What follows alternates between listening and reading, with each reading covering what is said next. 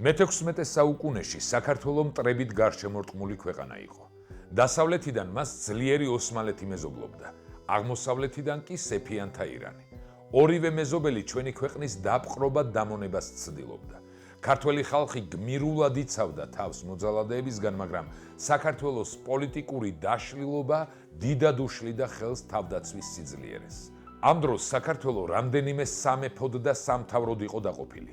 ქართლის, კახეთისა და იმერეთის სამეფოების გვერდით წარმოშობილიყვნენ მესხეთის, ოდიშის, აფხაზეთის და გურიის სამთავროებიც, რომლებიც აგრეთვე განცალკევებისაკენ მიისწრაფოდნენ. უცხოელ მოძალადის წინააღმდეგ ეს სამეფო სამთავროები ერთი პირით ვერ გამოდიოდნენ. ხშირად კი ურთიერთშორის კინკლაობდნენ და უცხოელ დამპყრობლის წარმატებას ამით უნებურად ხელს უწყობდნენ. საქართველოს მდგომარეობა იმით კიდევ უფრო მძიმდებოდა, რომ მას უცხოელ მოძალადეებთან ბრძოლაში დამხმარე მოკავშირე არავინ ჰყავდა. საქართველოს მეზობელი ძველი კულტურული ქვეყნები სულ ერთიანად ყიზილბაშებსა და ოსმალებს დაემონებინათ. ასე რომ ჩვენი ქვეყანა მთელი ამ საუკუნის მანძილზე მოკავშირე შემოცლილი მარტო ებრძოდა ოსმალ ყიზილბაშ მტაცებლებს. მიუხედავად ამ სიძნელეებისა, ქართველმა ხალხმა პატიოსნად დაიცვა თავი. ძლიერმა მტერმა ვერ გატეხა ჩვენი ქვეყანა, ვერ დაიმონა. თავდადებული გმირული ბრძოლით ქართველმა ხალხმა შეინარჩუნა საკუთარი კულტურა, საყვარელი მიწაწყალი და პოლიტიკური თავისუფლება. სამშობლოს ამ გმირ დამცველებს მე-16 საუკუნეში ღირსეული ხელმძღვანელებიც ჰყავდათ. ჩვენ ორ მათგანზე მოგითხრობთ: მამაშვილ მეფეზე, ლუარსაბსა და სიმონზე.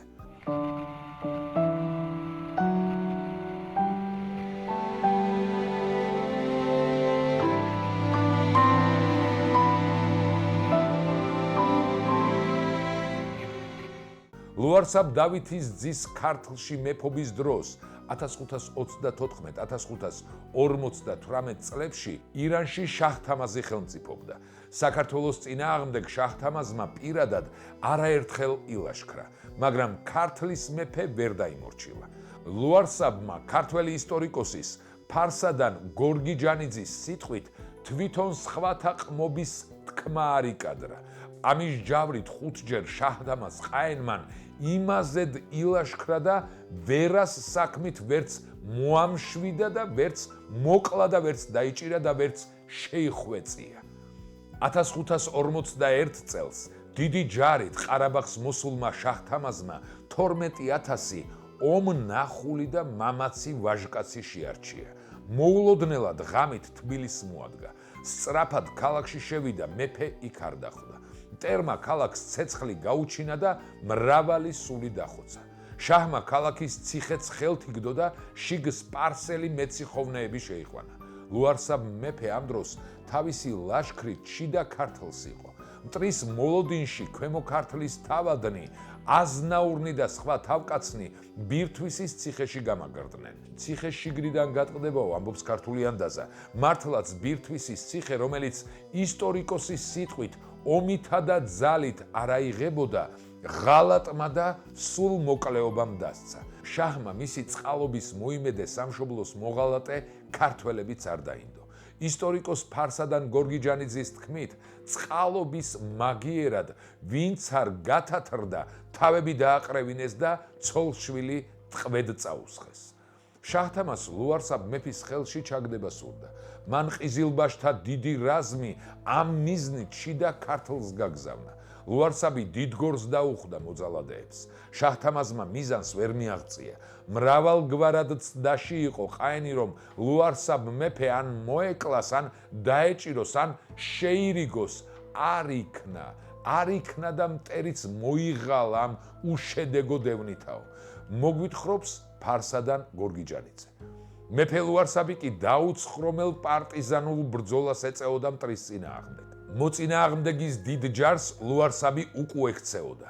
აჩრდილივით აედევნებოდა, შესაფერ მომენტს შეურჩევდა, ვიწრო გზებს შეუკრავდა, ან სხვა მოხერხებულ ადგილს მოიმწყდებდა. უკანმავალს ან ცალკე რაზმებს ესხმოდა და დიდ ზიანს აყენებდა მას. 5 წლის შემდეგ, ესე იგი 1546 წელს, შაჰ-თამაზი კვლავ შეეცადა ლუარსაბ მეფის დამორჩილებას და მეორე დილაშქრა საქართველოში. ვერც ამჟამად მიაღწია მან მიზანს. კიდევ მეტი, სწორედ ამ ხანებში ლუარსაბმა თბილისი ხელიდან გამოგლიჯა შაჰის მეციხოვნეებს, ხოლო ქვემო ქართლში ჩამომსხდარ თურქმან მომთაბარეებს ყუდით ქვა ასროლინა. დამპყრობლები სამშობლოს საზღვრებს იქით გარეკა.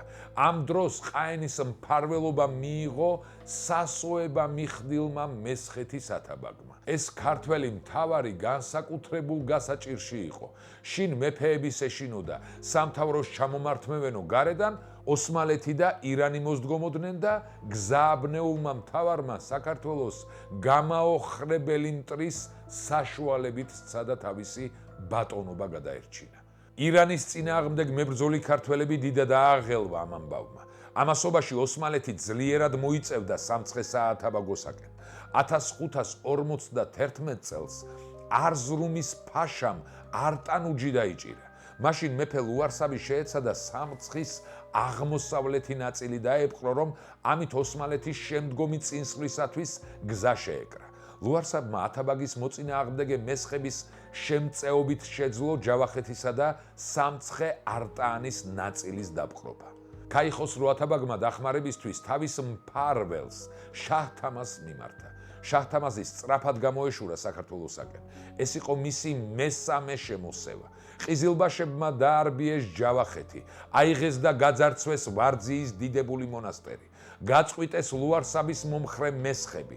შაჰ-თამაზმა ამჯერადაც ვერ მიაღწია თავის ძირითად მიზანს. მძიმე მსხვერპლის ფასად მან მართალია ქვეყანა დაარბია, მაგრამ ქართლი მაინც ვერ დაიმორჩილა. ლუარსაბი ძველებურად ქედმოუდრეკელი იბრძოდა. 50 წლიანი ომის შემდეგ ირანსა და ოსმალეთს შორის 1553 წელს ზავი დაიდო. ქართველი ისტორიკოსი მოგვითხრობს, თუ როგორ გაიყო ირანმა და ოსმალეთმა ამ ზავით საქართველო. ქართველი მეფეების უნებურად და დაუკითხავად. მისი სიტყვით ხონდქარი, ოსმალეთის მბრძანებელი და ყაენი ირანის მეფე მაჰმადიანები იყვნენ და მრავალი დიდრონი ქვეყანა ეჭირათ. საქართველო კი თავად პატარა იყო და მერე მრავლად გაყოფილი. ერთმანეთის მოწინააღმდეგე ურთიერთ მაწყინარ და მარბევ სამთავროებად. ამიტომ განაგრძობს იგი, საქართველოს იქით ურუმნი არ ბევდეს და აქეთ ყიზილბაშნი.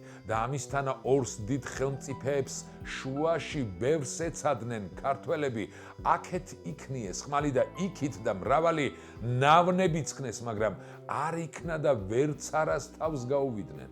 ხონდქარმან და ყაენმან საქართველო შვა გაიყვეს. სამცხე და ქართლი და კახეთი ყაენსა, იმერეთი, ოდიში და აფხაზეთი, გურია და ლაზის ქვეყანა ხონდქარსა. ამგვარ დაყოფას საქართველოს ბევრი მეფემთავარი იძულებით შეურიგდა დროებით. მხოლოდ ქართლის მეფემ ლუარსაბმა არ მოიხარა ქედი მოძალადეთა წინაშე. ქედმოუხრელ ლუარსაბის წინააღმდეგ ოსმალეთის ზავის შემდეგ შაჰ-თამაზმა მეოთხე დილაშქრა. ქართველები დიდ ზიანს აყენებდნენ მოწინააღმდეგეს და ბრძოლით უკან იხევდნენ. შაჰ-თამაზმა აიღო გორი, წედისის ციხე, ვერის ციხე, შაჰ-თამაზის ლაშქარი ატენის ციხეს გარშემო ერტყა. ციხე მაღალ კლდეზე ქვითკირით ნაგები და მიუდგომელი იყო. ატენის ციხეში იყვნენ ლუარსაბ მეფის დედა და მრავალი თავადი და აზნაური. იქ მყოფი ქართველები გმირულად იცავდნენ თავს. შენი და შენი შვილის პიროვნული განვითარებისთვის. ფასკუნჯი გურამ მეგრელიშვილის წერის საავტორო სკოლა. რა არის ფასკუნჯი? მული აღწერაში. ყიზილბაშები ციხეს ვერც შესასვლელად მიუდგნენ, ვერც ზარბაზნები მიაყენეს. მაგრამ მტერმა ციხის აღება ერთი სულმოკლე ქართველის შემწეობით შეძლო. ყიზილბაშებმა ტყვედ ჩავარდნილი დედოფლის მსახური კავთის ხეველი ბეთიაშვილი აიძულეს ციხის საიდუმლოება გაეცა. შიშარა მოწინააღმდეგეს უჩვენა ციხის წყაროს სათავე. ყიზილბაშებმა ციხეს წყარო დაუწყვიტეს და უწყლოდ დარჩენილი სიმაგრეც მტერს დანებდა. მეფის დედა და სხვა ტყვეები შაჰ-თამაზმა სწრაფად გამოიყვანა.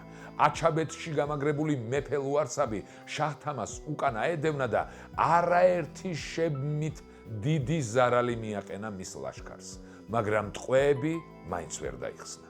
როცა ტყვე-დედოფალი საბოლოოდ დარწმუნდა, რომ მისი გამოხსნა შეუძლებელია, არ შეამთხვია თავის თავს ის უპატივობა, რომელიც მას მოელოდა და თავი მოიწამდა. გმირის დედამ ნაძრახ სიცოცხლეს სიკვდილი არჩია. მეოთხე ლაშქრობამაც ვერ უშველა შაჰ-თამაზს. მართალია, ქართლი დიდად დაზიანდა, მტერმა ამ ლაშქრობისას 30,000 ტყვე წაიყვანა. თბილისიც კვლავ აიღო შაჰ-თამაზმა და ქვემო ქართლის ციხეებიც დაიჭირა, მაგრამ ლუარსაბი ვერც ხელთ იგდო, ვერც დაიმორჩილა. პირიქით, ცოტა ხნის შემდეგ ლუარსაბმა თანდათან ძალები შემოიკრიბა. შიდა და ქვემო ქართლის ციხეები კვლავ დაიპყრო და თბილისის აღებასაც შეეცადა. თბილისში მყოფმა ყიზილბაშებმა დახმარებისათვის ყარაბაღის ბეგლარბეგს, შაჰის მოხელე ქვეყნის სამხედრო და სამოქალაქო მმართველი შაჰვერდი ზიადოღლი ყაჯარს მიმართეს. 1558 წელს ბეგლარბეგი შაჰვერდი დიდი ლაშქრით თბილისისაკენ წამოვიდა. გორიდან ლუარსაბის ლაშქარიც დაიძრა მტრის შესახვედრად. მოხუცმა მეფე ლუარსაბმა ამ ომში ჯარის სარდლობა თავის მამაც შვილს სიმონს გადასცა. სიმონმა გაბედული საბრძოლო ხერხი იხმარა. ქართველებმა პირველი შეტაკებისასვე განზრახ უკან დაიხიეს, რომ მტერი მოხერხებულ ადგილში შემოეტყუებინათ. ომი გარის მოხდა მდინარე ხრამის ხეობაში. ქართველების მთავარმა რაზმმა ვიწრო ხეობაში შემოსულ მტერს მამაცი სარდლის ბატონიშვილის სიმონის მეთაურობით გვერდიდან დაჰკრა, ვითარცა ლომმა ჯოგთა კანჯრისათა. ყიზილბაშებმა პირი იბრუნეს. თვით ბეგლარბეგმა ძლივს უშველა თავს. მეფე ლუარსაბი კი ამ დროს ომის ამბის მოლოდინში მახლობელ ბორცვზე იდგა სხვა მოხუცებთან ერთად. ყიზილბაშთა დაფანტული ლაშქრის ნარჩენები ტყესაფარებდა თავს მაჰმად სულთანის ხელმძღვანელობით. სამალავიდან გამოსული სულთანი გაქცევას აპირებდა, როცა ის მეფე ლუარსაბს და მასთან მდგომთ თავს წაადგა. მტერს სხვა გზა აღარ ჰქონდა და იძულებული გახდა მეფისა და მისი ამალისათვის შეეტია. გახურებულ ომში მეფეს შუბი და სხვა საბრძოლო იარაღი შემოემტვრა, მაგრამ უიარაღომ გაიმარტო ხელა თუ არა მაჰმად სულთანი ცხენი შეაძგერა და ის ცხენ კაცითურთ მიწას დაანარცხა. ამის შემდეგ მეფემ სხვებისკენ გაიწია, მაგრამ გაჭენებულ ცხენს ფეხი ორმოში ჩაუვარდა. ცხენი წაიქცა და მხედარიც გადმოვარდა. წაქცეულ მეფეს მაჰმად სულთანის მხლებელმა ზაქირმა ისარი დაასო. თვითონ მის ცხენს მოახტა და გაქუსლა. იგი შორს არ წასულა. ქართველი მეომრები წამოეწივნენ და ისიც სხვა ყიზილბაშებთან ერთად საიქიოს გაისტუმრეს. ბატონიშვილის სიმონი მტრის უკანასკნელ რაზმებს ანადგურებდა, როცა მამის სასიკვდილოდ დაჭრის ამბავი მიიღო. მეფეს დიდხანს არ უცოცხლია. გმირის წმინდა ანდერძი მისი შესაფერისი იყო. ჩემს გლოვას დაეხსენითო და ქვეყნის შენახვას გაუფრთხილდითო. ლუარსაბ მეფე როგორც პიროვნება სამაგალითო იყო ხალხისათვის და პირველ რიგში მისი ლაშქრისათვის. მე-18 საუკუნის ისტორიკოსის ეგნატაშვილი ბერის სიტყვით იგი იყო კაცი ბრძენი და გონიერი, ღვაწლმრავალი და ბრძოლასაშინა მხნე და ახოვანი და მაბრძოლი, ლომებრ ძლიერი და სარდალი კეთილი. მეორე ისტორიკოსი ფარსადან გორგიჯანიძე დასძენს, რომ ლუარსაბი საქართველოს ძველ და ახალ მეფეთა და თავადთა შორის საქები იყო თავისი მამაცობით. თვითონაც კარგი სარდალი იყო, გულოვანი, უხვი და უშურველი, სამშობლოსათვის თავდადებით მებრძოლი. მას ძლიერი მტრისადმი ბრძოლის საკუთარი ხერხიც ჰქონდა, რომლითაც იგი ხშირად აღწევდა გამარჯვებას რიცხობრივად ჭარბ მტერზე. ფარსადან გორგიჯანიძის სიტყვით, მეფე ასწავლიდა ქართველ მხედრობას, მამაცმან კაცმანო უნდა თავის თავი მგელს ამსგავსო და მტრის ლაშქარი ცხვარი ეგონოსო. როგორც მგელი ცხვარს, ისრე მტერთ უნდა მიუხვდესო. სადამდისინ ცოცხალი იყო, ასე უნდა ქნაო. ამგვარი მამაცური წესით გაწაფულ ლაშქარს ომში კოხტა და უშიშარი მეფე თვით უძღოდა და საკუთარი გმირული მაგალითით ამხნევებდა მას. ლუარსაბს არაერთხელ დაუმარცხებია მტრის მრავალრიცხოვანი ჯარი თავისი შედარებით მცირე, მაგრამ მამაცი მხედრობით. ისტორიკოსი ბერი ეგნატაშვილი რას მოგვითხრობს ლუარსაბ მეფის ბრძოლის ხერხებზე. მეფე ლუარსაბს ასეთი ჩვეულება ჰქონდა. თუ ჯარი საკმაოდ ჰყავდა, მტერს არ დაერიდებოდა, თუნდაც მრავალრისხოვანი ყოფილიყო იგი. თუ კი მეფის ლაშქარი მცირე იყო, დააცლიდა მტერს, რომ მოხერხებული დრო შეერჩია. თუ მტრის მოთარეშეთა რაზმებს შენიშნავდა, ან მცირე ჯარს მოულოდნელად თავს დაესხმოდა და გაანადგურებდა. ასეთი ხერხით წყვეტდა მციриთა კაცითა ფრიათსა ჯარსა თათართასა. ლუარსაბ მეფის ბრძოლა ყიზილბაშებისა და სხვა მოძალადეების წინააღმდეგ მარტო ერთი კუთხის ქართლის ინტერესებს როდი ემსახურებოდა. იგი იყო ბრძოლა ქართველობისათვის, ბრძოლა საერთოდ საქართველოსათვის. ასე ესმოდათ იგი ძველად. ასე ჰქონდა წარმოდგენილი თვით ლუარსაბსაც მის მიერ გადახდილი ომების მნიშვნელობა. ამიტომ როცა ლუარსაბს საქართველოს რომელიმე კუთხის მეფეთაგანი საერთო მტრის წინააღმდეგ დახმარებისათვის მიმართავდა, იგი უარს არ ამბობდა. პირიქით, ამგვარ თხოვნას სიხარულით გამოეხმაურებოდა და თავის ძალებს არ ზოგავდა საერთო საქმისთვის. მაგალითად, როცა იმერთა მეფე ბაგრატმა სთხოვა ლუარსაბს ოსმალთა წინააღმდეგ დახმარება, იგი დათანხმდა. რა კი გული შესტკიოდა საქართველოსათვის, ვითარცა მამასა შვილთათვის, შეიყარა სპათვისი და წარვიდა ბაგრატთანა. იმდროინდელ ქართველებს კარგად ესმოდათ, რომ ლუარსაბ მეფის ბრძოლა საქართველოს ეროვნული დამოუკიდებლობის შენარჩუნებისათვის დიდი საქმე იყო. ქართველმა ხალხმა თავდადებული მეფის გმირული ბრძოლა ღირსეულად შეაფასა. ლუარსაბის ხსოვნა თავის წმინდა გულში მადლობით ჩაიმარხა და მისი სახელი საქართველოს ეროვნული დამოუკიდებლობისათვის თავდადებული ბრძოლის დროშად აქცია. ლუარსაბის შემდეგ მისი შვილი სვიმონი გამეფდა, რომლის შესახებაც შემდეგ ვიდეოში მოგითხრობთ. დაგვიწერეთ კომენტარებში თქვენი აზრი ლუარსაბ მეფეზე. ასევე შეგახსენებთ, რომ თუ ჯერ არ გაქვთ კარდუს არხი გამოწერილი, აუცილებლად ახლავე გამოიწერეთ. თქვენი მხრიდან ეს დიდი მხარდაჭერა იქნება და ამით ჩვენც უფრო მეტ საინტერესო კონტენტს შემოგთავაზებთ. მოიწონეთ ეს ვიდეო და გაუზიარეთ რაც შეიძლება მეტს, რათა ყველამ გაიგოს ამბები ჩვენს სამშობლოზე.